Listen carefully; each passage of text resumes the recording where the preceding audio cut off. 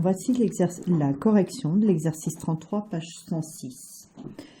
On va avoir ici à reconnaître des fonctions affines à partir de leur expression algébrique. Donc je rappelle que f est une fonction affine si f de x est de la forme ax plus b, où a et b sont de nombres réels. Ici, on vous donne une expression, f1 de x, qui est égale à moins 2x plus 3 plus de moins 3x. La première chose à faire va être de simplifier cette écriture en développant et en réduisant ces expressions, de manière à voir si on peut arriver à cette forme-là. Si on arrive à cette forme-là, alors on aura une fonction affine, sinon il ne s'agit pas d'une fonction affine. Donc ici, on regarde bien. Entre les deux parenthèses, il y a un signe plus, c'est-à-dire qu'il faut ajouter ces deux expressions. On doit ajouter ces deux expressions, donc ces parenthèses ici ne servent rigoureusement à rien. Donc on va réécrire la ligne en supprimant les parenthèses. Et ensuite, on fait l'addition, les termes en x avec les termes en x, moins 2x, moins 3x, moins 5x, et les termes constants avec les termes constants, 3 plus 2, 5.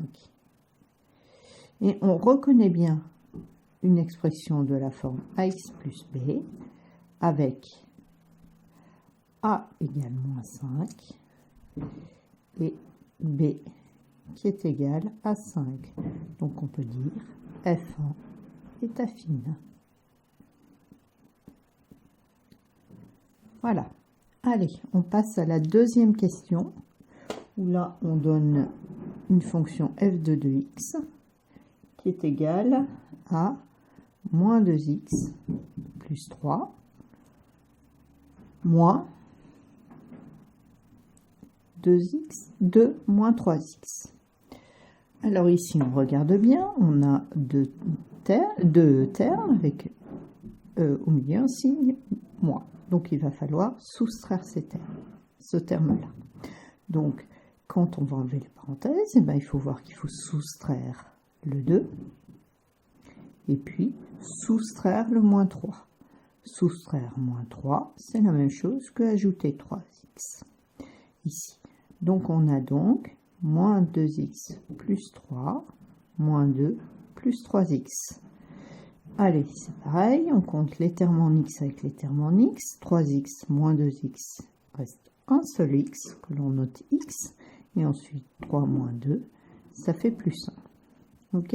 Et là aussi, on reconnaît une expression de la forme ax plus b avec a qui est égal à 1. Ici, x tout seul, c'est un x. Et b qui est égal à 1.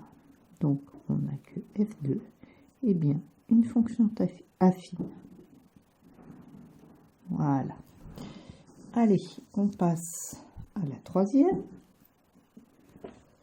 Donc, f3 de x est égal à moins 2x plus 3 facteur de 2 moins 3x. Donc on regarde le signe entre les deux parenthèses, il n'y en a pas, on se rappelle que c'est un petit multiplié qu'on se dépêche de remettre. Voilà, donc l'expression, elle est à développer. On y va. Moins 2x fois 2, ça fait moins 4x. Moins 2x fois moins 3x, moins par moins plus, il reste 6x au carré. 3 fois 2, 6. Et 3 fois moins 3x, moins 9x.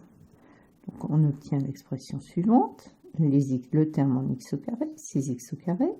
Ensuite, les x, moins 4x ici, moins 9 ici, ça fait moins 13x au total. Et ensuite, plus 6. Donc on ne reconnaît pas une expression de la forme x plus b, parce qu'il y a ce terme en x au carré qui n'est pas nul. Donc f3 de x f3 n'est pas une fonction affine.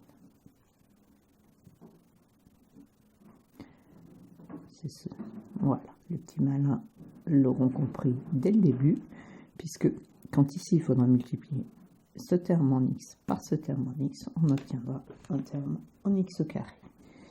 On passe à la dernière question, 4.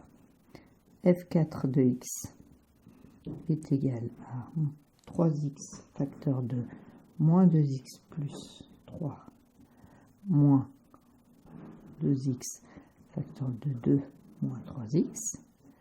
Donc là, clairement, il faut développer ces termes. Donc on y va, 3x fois moins 2x, ça fait moins 6x au carré. 3x fois 3, ça fait plus 9x. Ici, moins 2x fois 2, moins 4x. Et ici, moins 2x fois moins 3x, ça fait plus 6x au carré. Donc, 6x au carré plus moins 6x au carré plus 6x au carré, il n'y a plus de x au carré. Les x, 9x moins 4x, ça fait 5x. D'accord?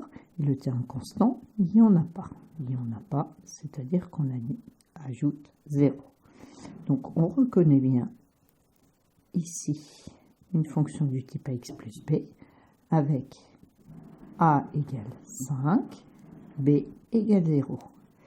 Donc, la fonction f4 est une fonction affine.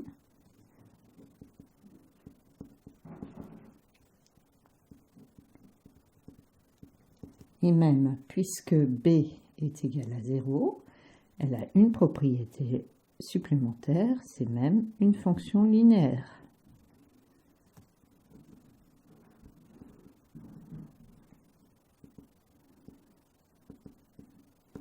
Et voilà, vous savez reconnaître une fonction affine à partir de son expression algébrique.